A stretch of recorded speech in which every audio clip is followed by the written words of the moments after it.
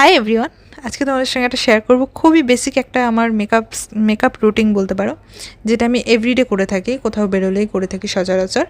আজকেও সেরকম একটু বাইরে যাওয়ার ছিল মার্কেটে, তো করে নিয়েছি। এখানে একটা ময়শ্চারাইজার ইউজ করেছি।